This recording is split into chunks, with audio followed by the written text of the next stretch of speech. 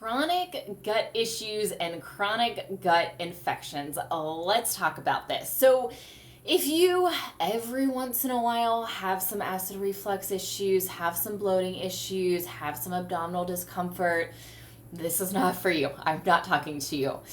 If you are bloated all of the time, if you drink water and you get bloated, if you get bloated after all your meals, if you look like you are pregnant at the end of the day, if you have chronic issues with acid reflux, with heartburn, if you've been diagnosed with IBS, if you have issues with constipation, with loose stool, if you just have a lot of abdominal pain and discomfort, if you have a ton of food sensitivities that are literally always there, this is for you. And let's talk about this a little bit more. And if you have questions around any of this, please just let me know. I'll be more than happy to answer. So if you have chronic gut issues, there is a really strong likelihood that you have some sort of gut overgrowth issue, some sort of gut infection issue. And it's also possible that is actually not the root cause of all of your gut issues. And so let's talk about this a little bit more. So if you've been diagnosed with IBS, there's a really strong chance that you have SIBO, or small intestinal bacteria overgrowth. If you have a lot of your bloating up high, like under your rib cage, there's a good chance you have SIBO. If you have gas that smells the worst, like all of the time, along with really bad breath, like you wake up and your breath is just terrible all of the time, and you have great dental hygiene, this is often commonly associated with SIBO. And here's the thing about SIBO. You can take antibiotics, you can take herbal supplements to address this, you can take all of these stool tests and all of these breath tests, and you will get all of these answers. And a lot of people in the holistic health world and functional medicine world will tell you, oh, this is why you have all of your gut issues, or take some probiotics to fix your gut issues. This will help with your SIBO. Wrong. This is not, SIBO is a symptom of other things going on. SIBO in particular is not a root cause. And listen, I tell you this as a practitioner. I'm a nutritional therapy practitioner, functional blood chemistry specialist, among a couple other things. But really, I come to tell you this as someone who was diagnosed with chronic SIBO and took many, many medications, who took every supplement protocol out there. I did, and I still ended up with chronic SIBO. And that's because no one looked at all of the other things impacting and contributing to this chronic SIBO. And if someone's only looking at this bacterial overgrowth, and this is why I really am not a huge fan of using stool testing in my practice. We do it occasionally. If we do it, it's in conjunction with some other testing as well, blood work or some other testing, other labs. Because it's not, if you only address the bacteria in your gut and the overgrowth and the imbalance, there's a really good chance you're just going to end up in the same place a couple months after this initial protocol. I see it all the time. Once again, I experienced it. I took 5 stool tests. If you've ever done one, you know how expensive they are, let alone the 5 that I took. And the last 2 came back so good, so pristine, and I was still constipated. I still had bloating. At one point, I was eating chicken, steak, and white rice and still reacting to those, let alone I couldn't handle literally any other food. I had acid reflux, I had heartburn, I wasn't drinking, doing all of the things that I was supposed to be doing, and I still had issues. This is largely the case with yeast and fungal issues as well. If you've been diagnosed with Candida, and Candida, oftentimes we will have bloating, and you might see mucus in your stool sometimes with Candida, especially if it's coming out. You might have what's called oral thrush, where you have like this mucus kind of lining in your throat that can also taste really bad. If you stick out your tongue and you have white, and your tongue's white, oftentimes that's a really common sign of Candida. Little almost like tonsil stones, they're little white, almost mucusy balls that can come out, but you can cough them up. It's not the best. That's often a sign of Candida. Dry, if you have chronic dandruff issues and dry skin, like scalp issues, a lot of times that's a result of Candida as well. Really common Candida. Here's the other thing about Candida. Candida often will not show up on a stool test, at least not early on. And that's also a really big issue. Once again, why I'm not a big fan of a stool test. For Candida, for really like yeast and fungal issues in particular, I really like an organic acids test for a lot of reasons. One, it's going to show up quicker on a urine sample versus a stool test. We're also looking at a whole boatload of other things on an organic acids test. We're looking at mold markers, which is a huge root cause of yeast and fungal and bacterial issues, among many other things. We're going to be looking at, so yeast, fungus, bacteria, we look at all of those. We look at mold, we get some markers for heavy metals. It's not the best test for heavy metals, but we do get some indication on there. We look at liver detox pathways, we look at mitochondrial health, we look at neurotransmitters and neurotransmitter pathways.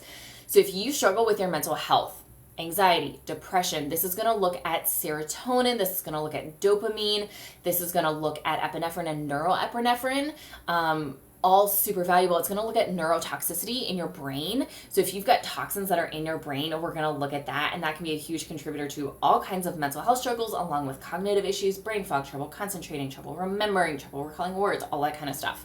So I love this test. It's also going to look at some nutrient deficiencies, which can be really helpful as well. It's also going to look at some different amino acids and metabolites and that kind of stuff. So super great test. But once again, with Candida, yeast and fungus in general, oftentimes there's other things contributing. And so if we only look at these things and only kill the yeast, only kill the fungus, only kill the bacteria, well, my question is always, okay, so we kill it, but why and how did it get there in the first place? Was it just because we were eating certain foods that led to this? Was it just, we were eating a standard American diet and that contributed? I mean, maybe, honestly, I don't see that in my practice. Usually I see a whole bunch of other things going on. So, sorry, I was just reading the comments. So this, if we only look at this, we're missing the bigger picture. So a couple really big things that we always look at: stomach acid levels. If you're under a lot of chronic stress, if you've got a lot of issues with stomach acid production, if you have acid reflux or heartburn, a lot of times this is actually because of too little stomach acid. Not all the time, but for a lot of people. So too little stomach acid versus too much stomach acid. And your stomach acid levels are some of the first lines of defense in your digestive tract. It helps to break down food, and if you have undigested food particles going down into the rest of your digestive tract, the chances of you having an overgrowth issue, leaky gut, intestinal permeability, that goes up pretty significantly. It also kills pathogens that shouldn't be in our body. And so if pathogens are getting into the rest of your body, if you're having toxins kind of go throughout the rest of your body, the chances of you having an overgrowth issue, once again, goes up pretty significantly. Chronic stress in general. We don't digest food very well when we're in a chronic state of stress, when we're in a sympathetic state. It's not how our digestion works. So, and if we think way back in the day, if we go back ancestrally, if we were being chased by a predator, we probably weren't going to stop and have a snack and try and digest our food. That probably wasn't worthwhile. So our body doesn't quite understand chronic stress versus an immediate threat like that anymore. And so many of us are under such chronic stress that our body just doesn't get it. So our stomach acid will naturally go down. We also can be depleted of a lot of nutrients when we're under a lot of stress, which will naturally lower our stomach acid production. And so that will just be a huge breeding ground by itself. And so if we only address the stomach acid levels, if we only, and not the stress or the nutrient deficiencies, well, the likelihood of us ending up in the same spot goes up pretty significantly. Same thing with other digestive enzymes. If we're not producing enough bile, our liver produces bile that's then stored in our gallbladder and is released whenever we eat fat. And fat is a necessary nutrient. We have to have it to live. And so if we don't have a gallbladder, if we're not producing enough bile, which is really, really, really common, by the way, the likelihood of you having digestive issues goes up really significantly. So how do you increase your stomach acid? So really simple things that you can do.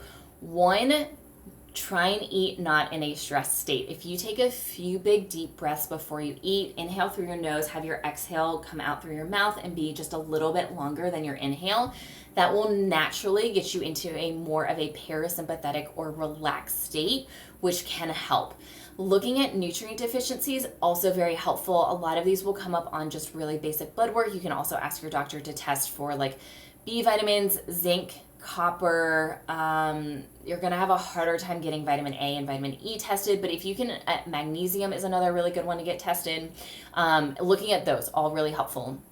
You can also do, if you have like minor issues and it's not super chronic, you can take a little bit of apple cider vinegar. I usually start by recommending about a quarter of a teaspoon of apple cider vinegar mixed in water.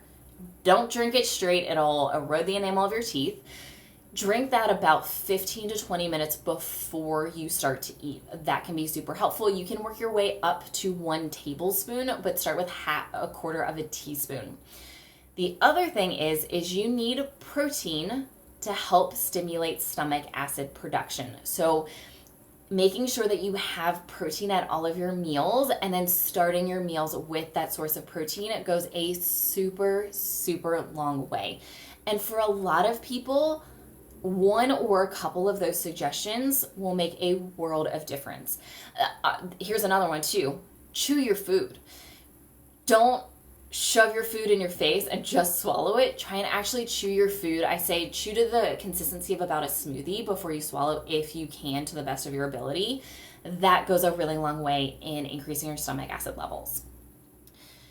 Another big thing that goes into these chronic gut issues and gut overgrowth issues is parasite overgrowths. And a lot of controversy, and I'm having a hard time, controversy in how you look for parasites. So stool test often will not come up with parasites. If you do happen to have a parasite come up on a stool test, yay for you. The parasite was active and really doing its thing when you had your bowel movement for the stool test. So good for you. I'm super glad. It can also indicate your parasite load is crazy high. Doing a blood sample for a specific parasite, also very challenging for this to come up. It's got to be super active, like it's got to be releasing specific enzymes at the moment of the blood draw, which, I mean, real question mark there. So really the best way that I've learned and throughout all of my research in doing this to look for this is to look at patterns in a specific blood panel that almost all doctors run on your yearly kind of just regular visit. And so this is your CBC, your complete blood count with differential. And that differential is really important. If you use Quest, if your doctor uses Quest, I often see this differential not run, but you can ask for it. It should absolutely be covered by insurance. It's also like a really cheap test to run, the differential part. If we run it in our practice, it's like $20 or $30 at most. And that's like if we run it by itself, which we don't often do. And most doctors don't do it. So the differential part, if you look at the differential part, you'll see a breakdown and it'll say neutrophils, lymphocytes, monocytes, eosinophils, and basophils. What we're really looking at is the relationship of the monocytes, eosinophils, and basophils. And if all three of those are trending on the higher end, that is the best indication for parasites. I also like to couple this with symptoms. I'll go over symptoms in just a minute. So if your monocytes are trending usually above like 5.5%, 0.5, 0.6, I'm going to start asking some questions. Eosinophils, if you're trending at like 2-3+% or 0.2, 0.3, once again, this is going to start, I'm going to start asking questions about parasites. Basophils, usually it'll be like 1% or higher. Usually it's 1%. Usually you're not seeing too much higher than 1%, very rarely. And then if you see anything like 0.2, 0.3 and above, often that's a good indication. So all three of those together is a really good indication of a parasite overgrowth issue. And look, we all have parasites. For most people, it's not a big deal. It's when they become overgrown that they become an issue. And so looking at that trend is the best way to test. along with symptoms. So really common symptoms of parasites. If your bloating is pretty low, like under your belly button, really common sign. If your bloating doesn't really happen until like late afternoon, evening, after dinner, really common sign. If you struggle with sleep and or have very vivid dreams, often very common with parasites, headaches, migraines, allergy issues or general sinus issues, headaches, migraines, often mental health struggles, specifically anxiety. Obviously, anxiety can be caused by a whole bunch of things. So it's really like if you have several of these that we're looking at parasites. Skin issues are also really common. Hormone imbalances are super common with parasites. And this could look like just a regular imbalance. This could look like estrogen dominance, PCOS. Blood sugar dysregulation is also pretty common if you have really strong cravings, especially really strong cravings at the end of the day. Parasites are more active overnight, which is why I say at the end of the day. The really strong sweet cravings in particular at the end of the day, that can be an indication. This is a wonky one, and I will explain the science behind this, but if your symptoms get worse around the full moon, and there is a full moon next week, the 23rd of April here, 2024, this can be an indication. And here's the reason why. It's not just woo-woo, there's actual science behind this. So when there's a full moon, our melatonin levels naturally drop, which is why for many people, sleep may not be the best, leading up to the full moon, especially the night of the full moon. Like our melatonin levels naturally just drop. That's just what happens biologically speaking in our bodies. Now, when our melatonin drops, our serotonin increases. That's once again, like this is just like what happens in our body. Parasites also have serotonin receptors. So when that serotonin increases, that parasite activity can also increase, which can make your symptoms worse. Parasites were a big thing for me. We see parasites, especially with people who have chronic SIBO. Parasite overgrowths are so common and so commonly missed. I also really don't recommend doing like one of the random parasite cleanses that are out there right now. Like, please go to my parasite and mold playlist. I have lots of information about how to actually address parasites, and maybe I can do a whole other live on how to actually address this. But we need to look at parasites. So the last big thing we need to really look at when it comes to like these chronic gut issues and gut overgrowth issues is toxins. If you have a toxin overload issue in your body, the toxins are going to be chronically feeding the gut overgrowth issues. And once again, this can be really across the board: bacteria, yeast, fungus, and or parasites, especially bacteria, but it can really be with any or all of these. And heavy metals, with heavy metal toxicity, and I'll explain kind of how you can get these things. With heavy metals, often we'll see parasites and SIBO. It is not 100% of the time, it is just more commonly what we see. With something like mold toxicity, mold illness, yeast and fungus and parasites are going to be a little bit more common. Bacteria overgrowths are also super common when it comes to mold. Mold is a really intense toxin for the body and can really result in all kinds of issues going on, especially all kinds of gut issues going on. So for heavy metals, a hair tissue mineral analysis is typically the best test. However, it's not perfect by any means. There's also a lot of controversy of do you stimulate, do you not stimulate? I typically fall under the camp of stimulate these things. I will get to the carnivore diet in just a minute. I typically like to stimulate the toxins. I typically get better results. I've seen better results, but I understand both ways here. So an HTMA test, it's actually pretty affordable. Of all of the functional medicine testing out there, it is probably the most affordable out there. It's a great test. All you do is take a little sample of your hair, send it in, and they run it. You also get a lot of information on your minerals, which is really valuable information, especially if you have a lot of chronic stress. Really great information when it comes to minerals, mineral balancing, and the relationships between all of the minerals here. So that's what I recommend for heavy metals. And if you don't address the heavy metals and then the gut overgrowth issues, and that is a problem for you, they're never going to go away. So for heavy metals, once again, like, don't do like some random heavy metal detox. Like, please prep your body a little bit. I've got lots of resources in how to actually do that. from a systematic standpoint, because you can get really sick if you do this the wrong way. So there's two real ways that you can end up with a heavy metal issue. One is exposure.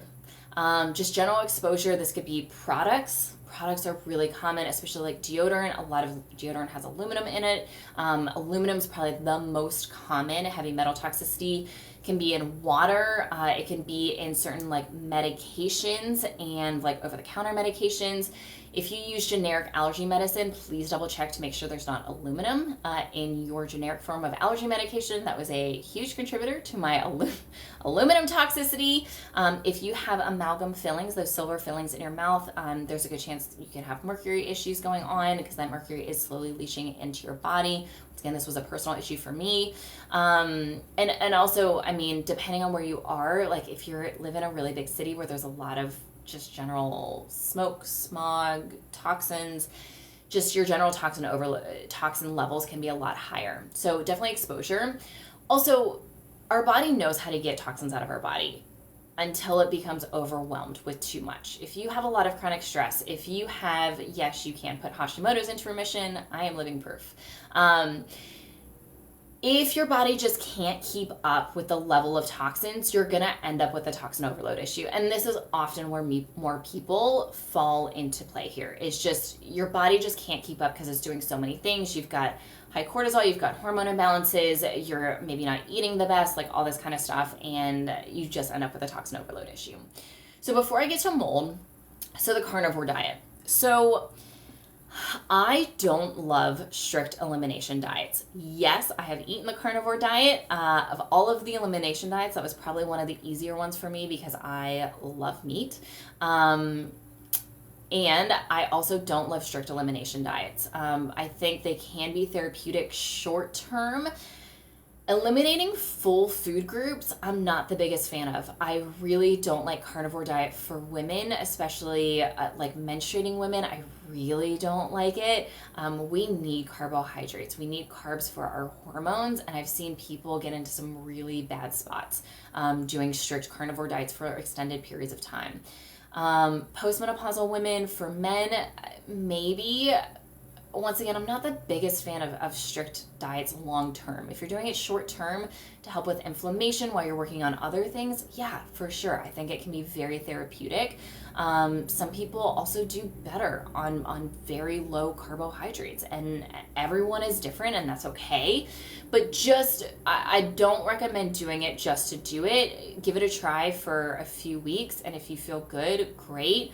Also be open to changing it up at some point down the road, because at some point your body may want those carbs, and there are a lot of things that you are missing by not eating carbs and vegetables and all that kind of stuff. It also depends on how strict, how strict are you actually being with the carnivore diet. So I hope that answers your question.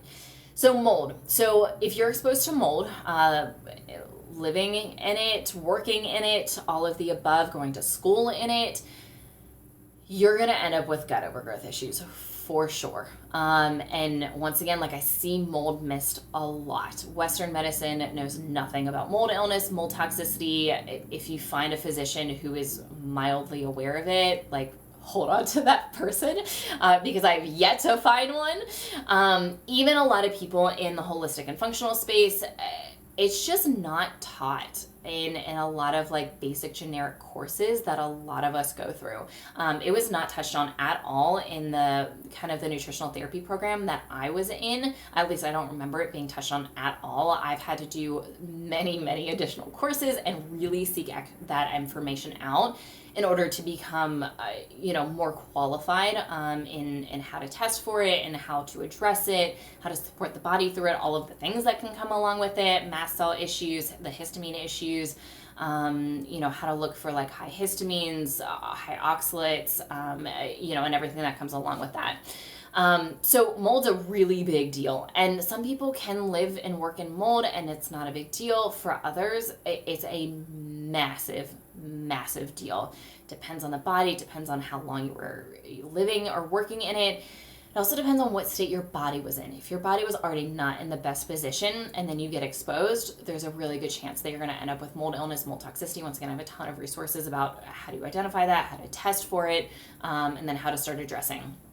But if you have mold, you're never going to get rid of your yeast, fungus, parasite issues. Like, you can do all of the best protocols in the entire world, and it's never going to go away until you get the mold out of your body. So more of the story is, if you have gut issues, chronic gut issues, you have to look at the bigger picture. Otherwise, you're not going to fix these.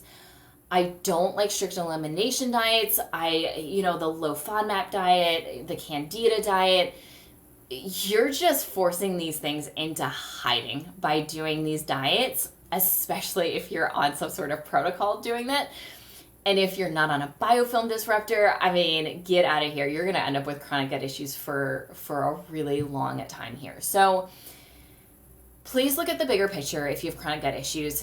If you need help with any of this, if you're suffering from chronic gut issues and you're like, I don't even know why or where they're coming from, or I've done protocols and they keep coming back, book a free consult with us. There's no pressure to buy anything from us. We'll take a look at any lab work you've had done. If you've had any done, we'll just listen to you and your symptoms and your history.